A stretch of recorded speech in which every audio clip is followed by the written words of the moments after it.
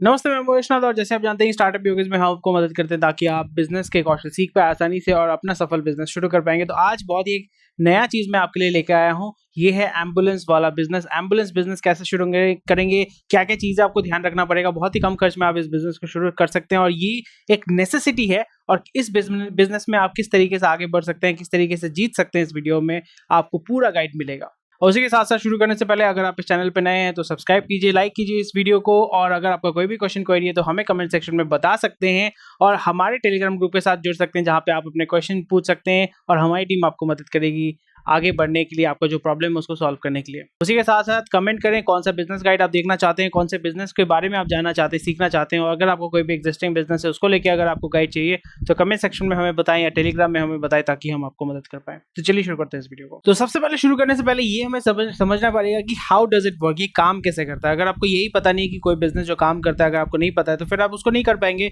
तो एम्बुलेंस वाला जो बिजनेस होता है वो होता है ट्रांसपोर्टेशन बिजनेस। सिर्फ यहाँ पे आप पेशेंट को ट्रांसपोर्ट करते हैं, आप तो एम्बुलेंस में घूमने नहीं जाते हैं। So basically it's a patient transportation business from hospital. मतलब कोई अगर मरीज है उसको जहाँ पे एक्सीडेंट हुआ है या घर से लेके जाते हैं हॉस्पिटल में, फिर हॉस्पिटल से घर लेके आते हैं, ये आपका ट्रांसपोर्टेशन जो होता है, this is what ambulance business is. तो इसका मतलब ये हो जाता है कि आपको ये कभी कभी लॉन्ग डिस्टेंस में भी करना पड़ेगा या आपको कभी कभी इसको शॉर्ट डिस्टेंस में भी करना पड़ेगा।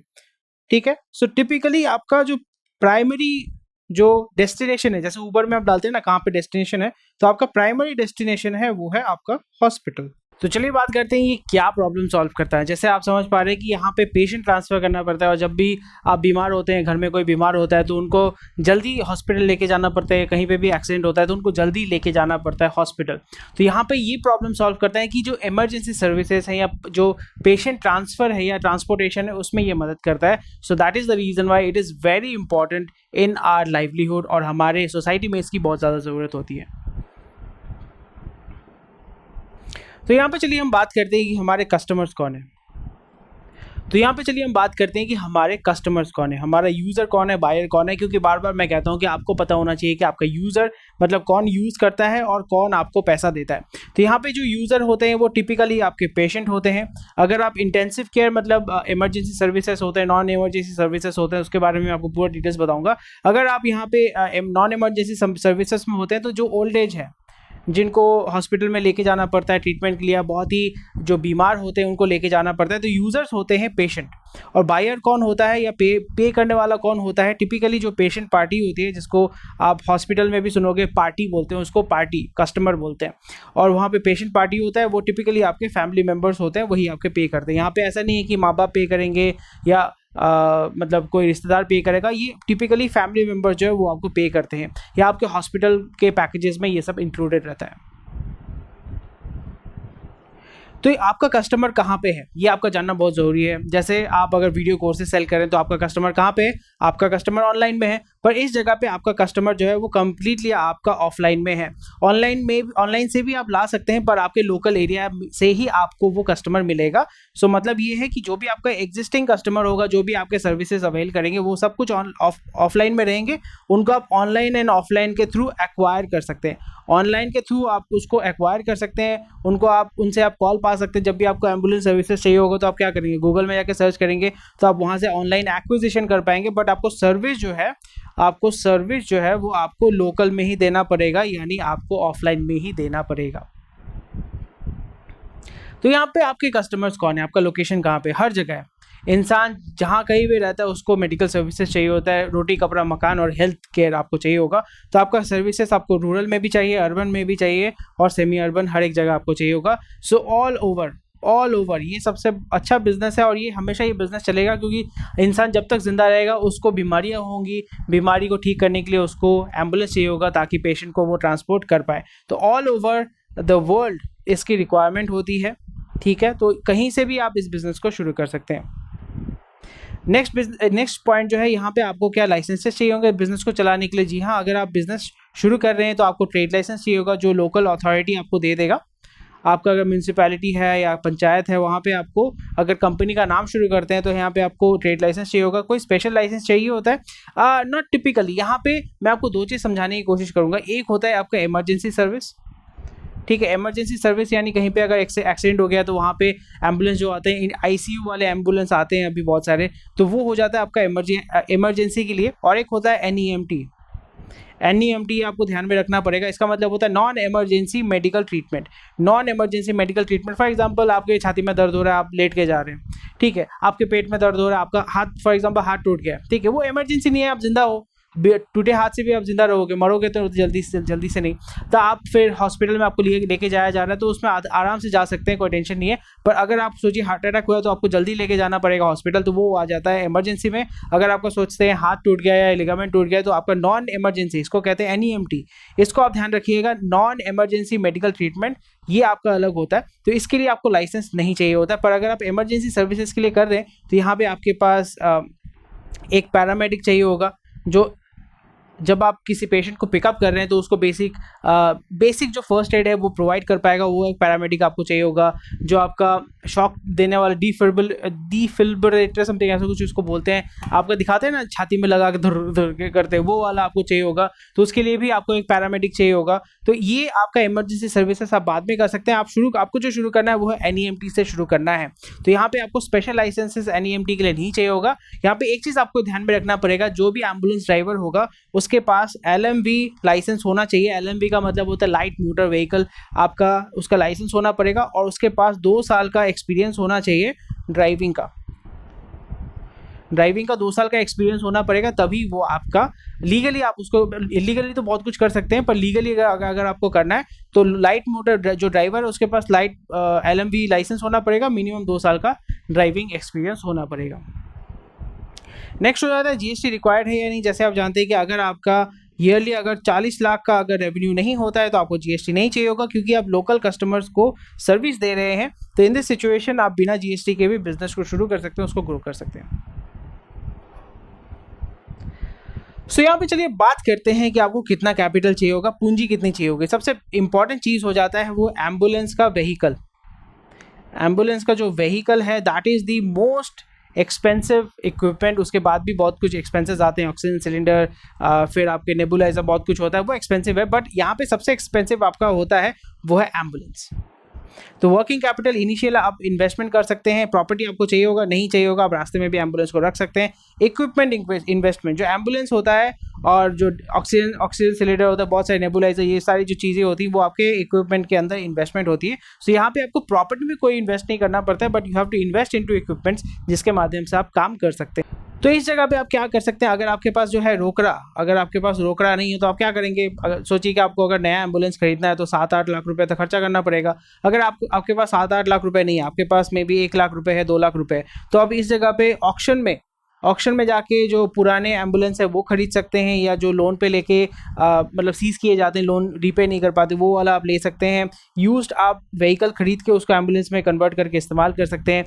सिंपल सा चीज़ है। मतलब यहाँ पे आप एनईएमटी के लिए नॉन इमरजेंसी जो ओमनी वाले होते हैं ना, ओमनी इको जो एम्बुलेंसेस आप देखोगे छोटे छोटे वाले, तो वो होते हैं NEMT, non emergency, typically non emergency medical treatment के लिए वो लोग आपके जो पेशेंट को लेके जाते हैं। तो यहाँ पे यूज्ड आप या लीज पे ले सकते हैं। मतलब आपने 12 महीने का लीज, मतलब 12 महीने के भाड़े पे आपने लिया है, भाड़े पे आपने उसको ले लिया, रेंट पे आपने उसको ले लिया, तो रेंट पे लेके अभी आप उस पर काम कर सकते हैं। सो इनिशियली जब आपको शुरू करना है, आप क्या कर सकते हैं, आप एज अ ब्रोकर काम कर सकते हैं, क्योंकि एम्बुलेंसेज ये जो है हमेशा था और आगे भी रहेगा। तो यहाँ पे आप एज अ ब्रोकर काम कर सकते हैं। जितने भी सारे जो एम्बुलेंस वाले स्टैंड है, तो उनके साथ जाके आप वहाँ पे एम्बुलेंस वालों के साथ बात कर सकते हैं, कह सकते हैं आपका आवरली भाड़ा कितना है, या आपका किलोमीटर हिसाब से भाड़ा कितना है, और मैं अगर आपको पेशेंट ला के देता हूँ तो आप मेरे को कितना % कमीशन दोगे। तो यहाँ पे आपका फ़ायदा ये हो जाता है कि आप बहुत ही मतलब जीरो इन्वेस्टमेंट से आप बिजनेस को शुरू कर सकते हो और बिजनेस के बारे में जान सकते हो। उसके बाद जब आप देखोगे कि आपके पास 7-8 लाख रुपए और रेगुलर आपका कस्टमर, क्योंकि यहाँ पे जो बीमार है वही आपका कस्टमर है, और अगर कोई बीमार होता नहीं है तो कस्टमर आपके पास हमेशा आएगा नहीं। तो रेगुलर कस्टमर वैसे तो होता नहीं है कि जैसे बस का पैसेंजर होता है, तो वैसा एम्बुलेंस का पैसेंजर तो नहीं होता है रेगुलर। तो इस जगह पे अगर आपके पास एक्सपीरियंस हो गया, 7-8 लाख रुपए अगर आपके पास हैं, तो फिर आप उस बिज़नेस को एम्बुलेंस आप खरीद के फिर वो बिज़नेस शुरू कर सकते हैं। फिर आप हॉस्पिटल, या टिपिकली हॉस्पिटल में आप खुद का एम्बुलेंस होता है, या छोटे छोटे जो क्लिनिक होते हैं, या नर्सिंग होम होता है उनके साथ आप बात करके, उनके साथ टाई अप करके, उनको अच्छा कमीशन, मोटा कमीशन दे के आप उनके साथ टाई अप करके कस्टमर पा सकते हैं, जिनको आप पेशेंट पा सकते हैं, जिनको आप घर तक डिलीवर करके देंगे। तो यहाँ पे एक्सपेंसेस देख लेते हैं, कितना कैपिटल आपको चाहिए। जैसे मैंने पहले बताया था, यहाँ पे आपको 6 महीने का जो एक्सपेंस है वो ध्यान रख के आपको चलना पड़ेगा। तो यहाँ पे एम्प्लॉय एक्सपेंस आपको क्या रखना पड़ेगा, एक ड्राइवर रखना पड़ेगा, ड्राइवर के साथ एक हेल्पर रखना पड़ेगा। और यहाँ पे ड्राइवर और helper depending on your location आप उसको महीने का 7,000, यहाँ पे इसको 5,000 या 6,000 रुपए ऐसा करके रख सकते हैं। डिपेंड करता है आपके लोकेशन के ऊपर, डिपेंड करता है आपका लोकेशन कहाँ पे है। प्रॉपर्टी रेंटल, यहाँ पे प्रॉपर्टी आपको लेना नहीं है। अगर आपका खुद का गराज है अच्छी बात है, नहीं तो आप रास्ते में रख सकते हैं, नहीं तो आपका जो हॉस्पिटल के पास वाला जो गली है वहाँ पे इसको लगा के रख सकते हैं। इलेक्ट्रिसिटी इंटरनेट, जी नहीं, आपको इलेक्ट्रिसिटी इंटरनेट नहीं चाहिए होगा। यहाँ पे आपको फ्यूल, आपका ये यहाँ पे फ्यूल खर्चा आपको ध्यान में रखना है। और मेंटेनेंस में आपका बहुत ज़्यादा जो है वो ध्यान में रखना पड़ेगा। These are the very important things, fuel का खर्चा और मेंटेनेंस का खर्चा यहाँ पे ध्यान रखिए। यहाँ पे आप एलपीजी नहीं लगा सकते, यहाँ पे आप सीएनजी नहीं लगा सकते। सीएनजी का अगर आप सिलेंडर लगाते हो तो पेशेंट को कहाँ सुलाएंगे। मार्केटिंग और सेल्स बजट, ये आपको थोड़ा सा ध्यान में रखना पड़ेगा। मार्केटिंग जो है आपका ऑनलाइन में भी कर सकते हैं, ऑफलाइन में भी कर सकते हैं, लोगों के साथ टाई अप करना पड़ेगा। सेल्स तो वैसा करना नहीं पड़ता क्योंकि ये इमरजेंसी सर्विसेज होते हैं टिपिकली, और यहाँ पे लोगों को चाहिए होता है एम्बुलेंस, इसीलिए आपके पास आते हैं। ऐसा नहीं कभी मूड किया कि चलो एम्बुलेंस में घूम के आते हैं, ऐसा तो कोई करता नहीं है। सो आपको फोकस करना पड़ेगा मार्केटिंग में। सो ह्यूज इन्वेस्टमेंट तो इसमें है नहीं, but these are the expenses that you need to take care of. ये आपका मंथली एक्सपेंसेस अगर हम पकड़ लेते हैं सब कुछ मिला के, सो 20,000 महीने का आपका एक्सपेंसेस फिक्स्ड आपका एक्सपेंसेस होंगे, इंक्लूडिंग एम्प्लॉय, फिर आपका पीयूसी होता है, फिर रोड टैक्स होता है, बहुत सारी ये टैक्सेस जो होते हैं ये आपको। नेक्स्ट हो जाता है ये कौन सा बिजनेस मॉडल है, ये आपका B2C मॉडल में आता है।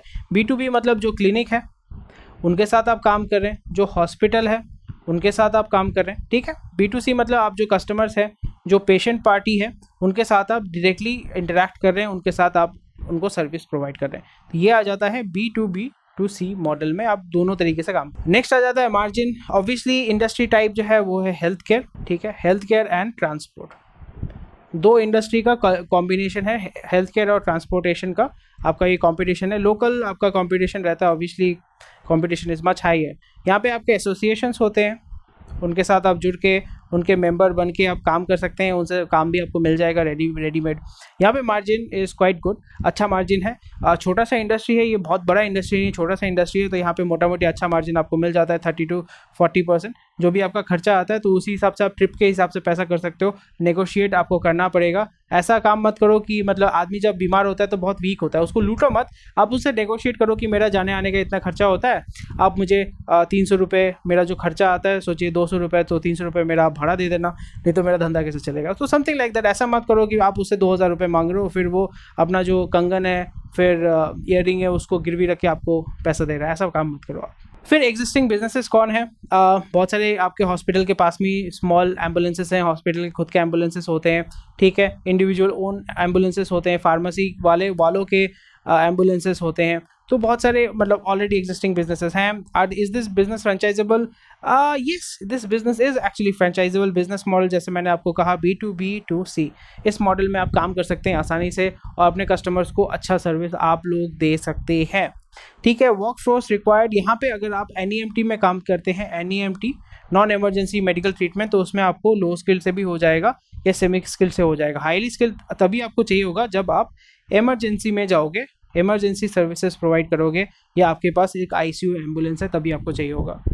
उसी के साथ साथ यहाँ पे हम ये डिस्कस करेंगे क्या ये बिजनेस आप इस बिजनेस को फ्रेंचाइज कर सकते हैं। एक्चुअली हाँ, कर सकते हैं। सिस्टम्स इन प्लेस होते हैं, ऑटोमेशन आप कर पाएंगे क्योंकि आप ड्राइवर को आपने रखा हुआ है, वो खुद ही काम करेगा, ट्रिप उठाएगा। ऊबर जैसा आप कर सकते हैं। Margin defined not really, but आपको पता चल जाएगा अगर आप अगर आप अपना खुद का SOP बना के रखते हैं, स्टैंडर्ड ऑपरेटिंग प्रोसीजर, तो आपको पता चल जाएगा आपका मार्जिन कितना है। ओनर चाहिए क्या? नहीं, धंधे को चलाने के लिए ओनर नहीं चाहिए, आपका ऑटोमेटिक कर सकते हैं। मार्केट बिग इनफ, डेफिनेटली हमारी ओल्ड पॉपुलेशन आस्ते आस्ते ग्रो हो रही है। आपको ये ऐसा लोकेशन ढूंढना पड़ेगा जहाँ पे ओल्ड पॉपुलेशन है, जहाँ पे आपको ज्यादा कस्टमर मिलेंगे। ब्रांड बिल्डअप, यहाँ पे एक्चुअली ब्रांड मैटर नहीं करता है उतना क्योंकि इमरजेंसी सर्विसेज होते हैं, सो ये लोगों को चाहिए होता है। और उसी तरीके से यहाँ पे कैसे जीत सकते हैं, definitely price is a very big factor. Brand value, no one cares about brand value really well, but अगर आप करना चाहते हैं आप कर सकते हैं। मार्केटिंग इज़ वेरी इंपॉर्टेंट, ठीक है। अगर आप रेडीली अवेलेबल हैं तो लोग आपके पास ज़रूर आएंगे।